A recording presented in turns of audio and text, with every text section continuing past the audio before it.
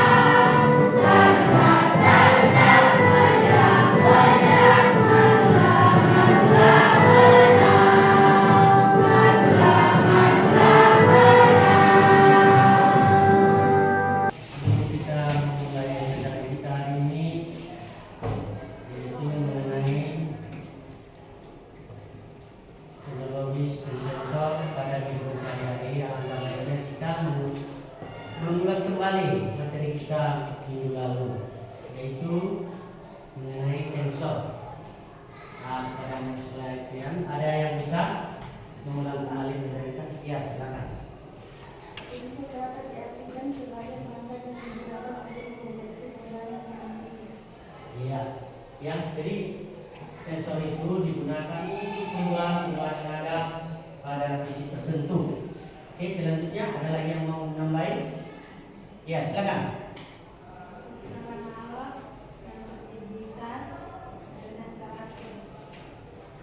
Iya, ada berarti ada 3 ya. Yang pertama apa itu? Sensor analog, Iya. sensor digital, sensor aktif. Iya, ya. Jelas. Terima kasih pada anak sekalian karena masih ingat pelajaran kita minggu lalu. Jadi untuk pelajaran kita ini, yaitu yang pertama tujuan pembelajaran ada 2 yang mau kita selesaikan untuk hari ini sesuai dengan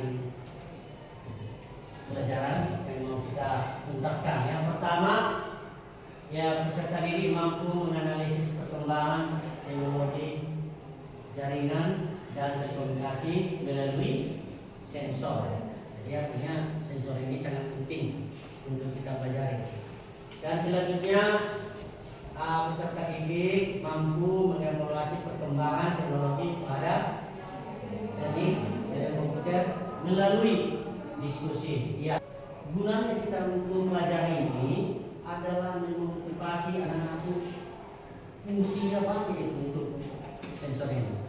Artinya apalagi zaman sekarang kita enggak gagap terhadap teknologi, termasuk kalau kita nanti Nanti akan selanjutnya kita jelaskan bahwasanya kita misalkan kita di kota, di mall gitu, kan mau masuk mall tiba-tiba pintunya terbuka, kita masuk, lewat kita tertutup kembali. Nah, itu kan biar nggak terjadi kegamangan dalam kehidupan kita. Jadi itulah fungsi pentingnya kita mempelajari sensor. Ada banyak sensor yang kita terapkan dalam kehidupan sehari-hari. Selanjutnya masuklah kita ke jenis-jenis. Nah, contoh atau jenis-jenis sensor dalam kehidupan sehari-hari. Jadi sensor itu, misalkan itu sensor infrared adalah sangat familiar, sangat umum digunakan. Kita menggunakan handphone. Jadi inframerah itu merupakan sensor berbasis cahaya. Ya, kan?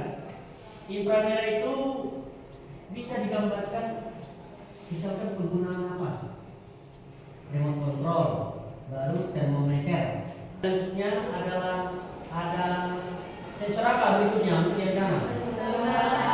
Iya, kelembaban. Ini agak asing kita dengar ya, tapi memang sudah lama dalam materi kita hari ini. Jadi sensor kelembaban itu berguna untuk mengukur kelembaban udara. Nah, jadi sensor ini yaitu perbandingan antara kandungan air di udara dan potensi masuk udara dalam menahan air. Jadi debit air itu berbeda-beda. Ya kan? Ada air yang tenang dia, sungai dia pelan pelan. Ada sungai yang deras ya, terjal. Air terjun, nah betul. Air terjun seperti itu, ya. Jadi kecepatannya tinggi tertinggi, makanya pembangkit listrik tenaga air digunakanlah air terjun itu karena suhu sensor kelembabannya tinggi, ya. Selanjutnya kita masuk untuk sensor ultrasonik. Nah ini dia ultrasonik. Berarti sensor ultrasonik itu mengukur jarak kecepatan, ya, jarak kecepatan objek. Nah, jarak kecepatan objek. Nah, misalkan kalau kita bicara mengenai sensor dibuat di sini, kita berangkat dari sini, dia tahu. Nah, kita berada di sini, dia tahu. Misalkan jarak kita di sini 20 meter, langsung terdekat. Nah, kita bergerak kemari, dia tahu bahwasanya kita sudah di posisi 10 meter. Itu contoh konkret. Nah, di dalam penggunaan di kamera juga ada sekarang teleskop, handphone juga. Makanya di handphone itu ada apa? Zoomnya ya, 2 kali dan sebagainya.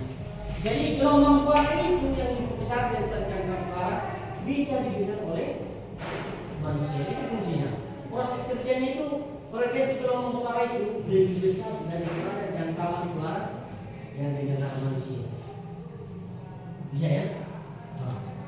Dari mana tahu rupanya apa ini? Bukan dari objeknya ini, bisa dari selangkah kaki kalau dia berada di posisi seperti ini. Ya, jadi itu sensor ultrasonik itu termasuk penggunaan daripada waterproof itu udah komplit ya, seperti gambar itu udah komplit untuk diperjualbelikan untuk pasaran ya. Baik. Oke. Untuk sensor ultrasonik ada yang mau ditanya?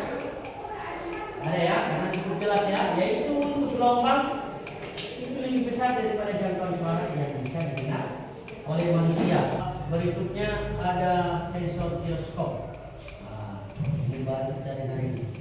Ini sesuai dengan gambarnya giroskop ini.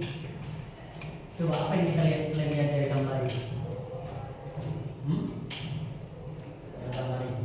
Yang ini dulu ya, ada giroskop frame, spin axis, ya kan? Gimbal dan rotor. Coba. Atau penyalahan tank atau seperti ini. Bisa. Coba lihat dulu. Gambar. Jadi sensor giroskop itu sebenarnya prinsip kerjanya gimana coba? Bisa ya? Coba apa yang belum kelihatan? Coba dulu nggak apa-apa. Salah nggak apa-apa.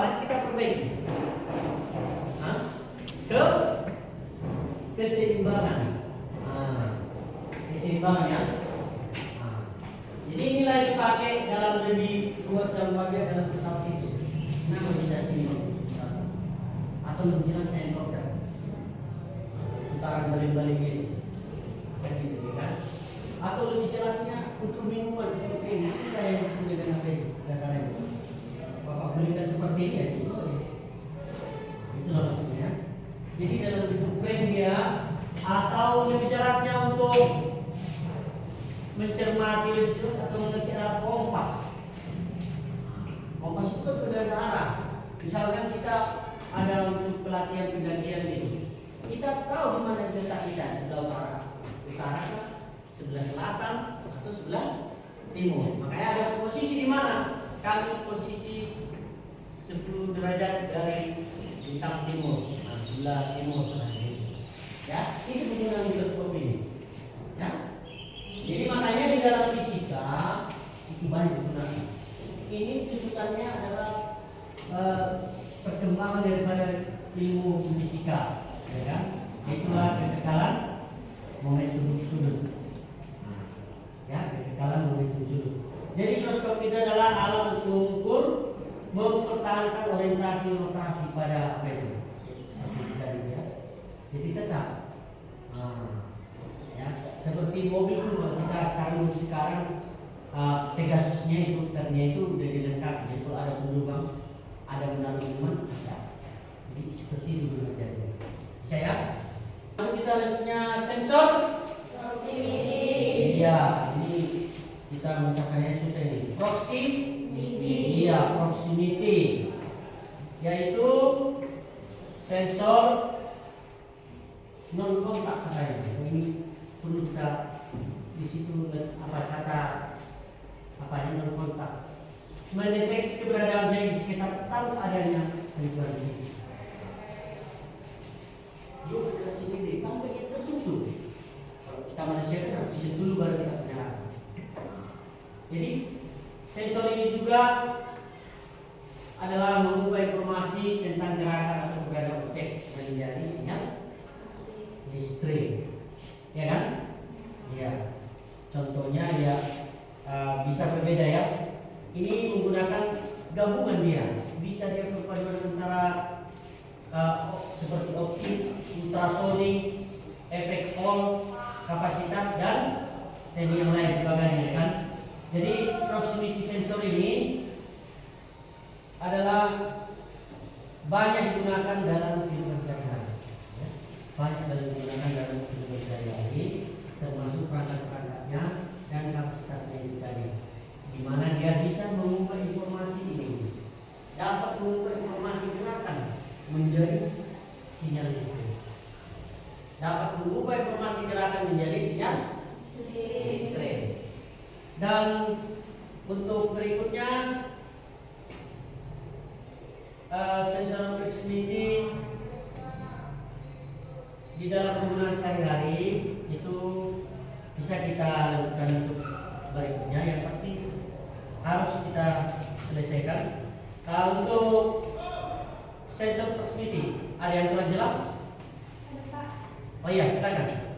Kalau boleh tahu Pak, apa saja contoh penggunaan sensor proximity yang berbeda sama? Oh iya betul. Itu bagus ya. Jadi sebenarnya pertanyaan itu harus di dalam tipe saya, biar kita nyata, biar tahu dan kita mengerti, ya kan? Nah, itu dari pertanyaannya apa-apa saja sensor proximity yang nyata dalam kehidupan kita sehari-hari. Yang pertama untuk sering kita pakai ya smartphone. Untuk apa dia? Misalkan untuk perubahan jarak. Nah, itu tadi jarak kita memandang kamera itu jarak ukuran ke kiri, seperti itu ya. Dan meletakkannya di telinga. Itu masih jarak, kan? Itu tadi masih cerita jarak. Baru dia bilang.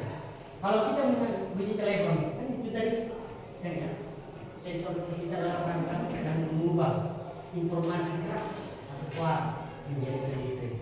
Kita telepon, halo, ada jarak kan? Gak mungkin kita telepon, halo, pasti kita dengarkan karena suara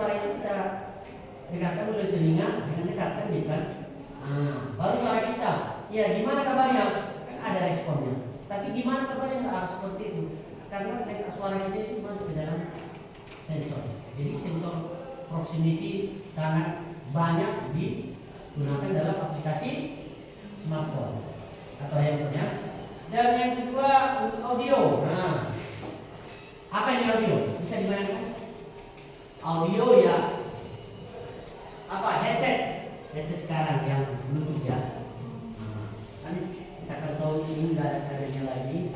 Maka untuk audio itu menggunakan sensor proximity ya. Itu guna Bluetooth untuk audio itu.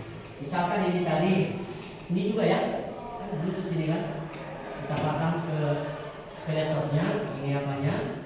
Nah, jadi penggunaan itu melalui Bluetooth.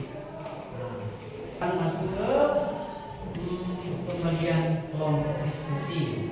Ya, kepada anak-anak sekalian supaya tempat duduknya sudah sesuai dengan kelompok diskusi. Ya, silakan. Saya mau minta silakan.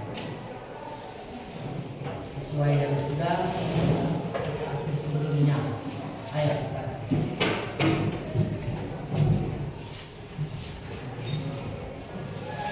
Nah, untuk diskusi sudah. Oke. Akan kita bagi menjadi 4 kelompok diskusi. Ya. Ini bahannya bagi sesuai dengan diskusinya. Ya. Ini bahan dan alatnya. Oke. Untuk kelompok ya. Disesuaikan. Oke. Kedua. Dari pembahasan kita tadi mengenai beberapa sensor dalam kehidupan sehari-hari, tentunya kita akan lebih memahami. Jadi di dalam tugas kelompok diskusinya, di sini Bapak akan menempatkan salah satu video ya. Nah, nanti yang diskusi kalian mencermati video itu dan mencari, gitu ya. Ya, mencari. Bisa menggunakan buku, bisa menggunakan bahan yang lain, misalkan yang media boleh ya. Ya, di situ Bapak sampaikan nanti videonya apa saja sensor yang dipakai dalam video tersebut. Oke, seperti itu ya. Jadi sebelum kita melanjutkan daripada video ini anak-anak kita sekalian sudah mulai kurang semangat. Ya kan? Sudah mulai mana ada yang kurang fokus. Oke? Untuk itu kita butuh semacam pemanasan atau ice breaking ya. Oke, kepada anak kami sekalian supaya berdiri di tempat yang sesuai. Ayo, di tempat yang sesuai. Kita mulai ya. Untuk ice breakingnya Bapak perhatikan dulu. Nah, ini lanjutannya. Kalian yang menyesuaikan. Bapak buat kepala, pundak, lutut kaki, kepala, pundak, lutut kaki. Ada yang bisa contoh apa? Gak bisa dia? Yang kita lainkan dia seperti ini bisa ya? Ya, bisa. Oke, boleh tambahin. Oke, berikutnya kita naikkan tangan di bawah yang seperti ini sampai ke atas. Tarik nafas. Lepaskan. Oke. Terima kasih pada anak-anak sekalian. Lanjut. Ya. Kita coba yang tadi ya. Ulang sekali lagi. Perhatikan. Kepala, pundak, lutut kaki, lihat. Harus sentuh. Saya. Oke. Sambil Bapak yang memperagakan kalian jualan. Coba lagi ya. 1, 2, 3. Kepala, pundak, lutut kaki, kepala, pundak, lutut kaki. Oke, bisa? Bisa.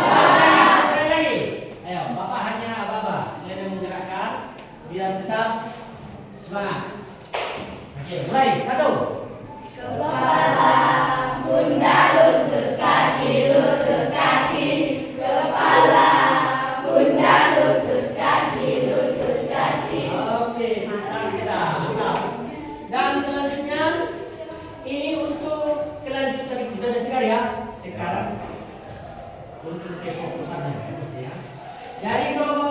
kepala, dengarkan di sini. Pakai sesuai pelajaran kita adalah sensor suara, ya, bukan sensor suhu atau apa tadi, sentuh atau tekanan, enggak. Sensor suara. Dengarkan suara Bapak ya. Kalau Bapak bilang kepala, berarti yang dipegang ke kepala. Nanti yang tidak fokus, Bapak akan kasih hadiah. Oke, kita pakai sekarang sensor suara. Kita coba sekali. Pegang. Lutut. Oke. Nah, itu masih contohnya. Sekali lagi contohnya Bapak ya. Pegang. Lutut. Ada cara. Oke. Ya, itu masih contohnya. Oke, kita buat. Sekarang Bapak buat sama Bapak. Kita lanjutkan ya. Dari tugas kita itu untuk membuat kita lebih fokus kembali. Nanti ditulis sensor apa aja yang digunakan.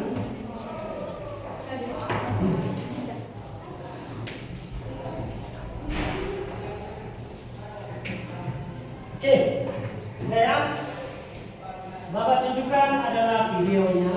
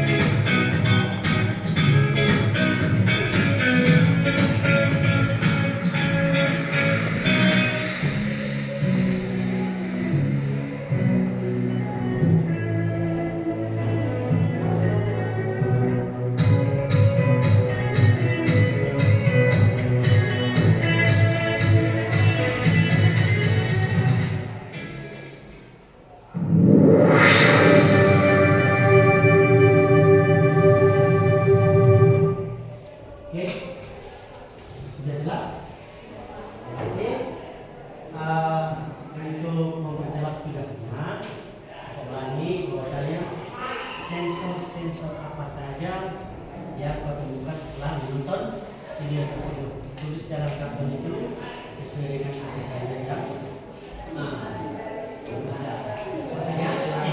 Jadi kita mulai dari sekarang.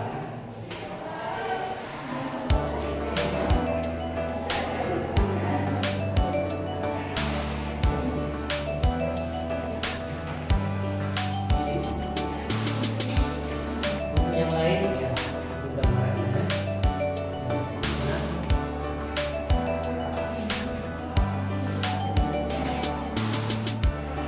Oke, jadi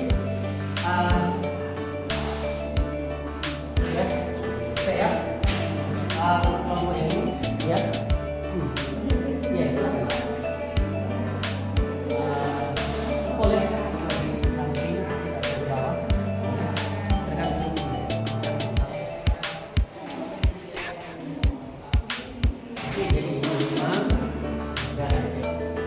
Bapak lihat sudah semua.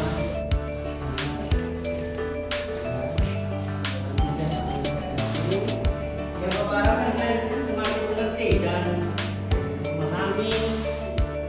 Sekarang untuk penjelasan, ya. Tadi apa yang sudah kita pelajari tadi dilaksanakan dan membuat hasil kerjanya, ya, kerja nyata dilakukan. Itu kelompok ini kelompok kelompok 4. Bapak harapkan maju ke depan untuk mempresentasikan. Nah, jadi satu orang dia notlandnya dan satu orang untuk berbicara. Silakan maju ke depan. Dipaparkan sama ya.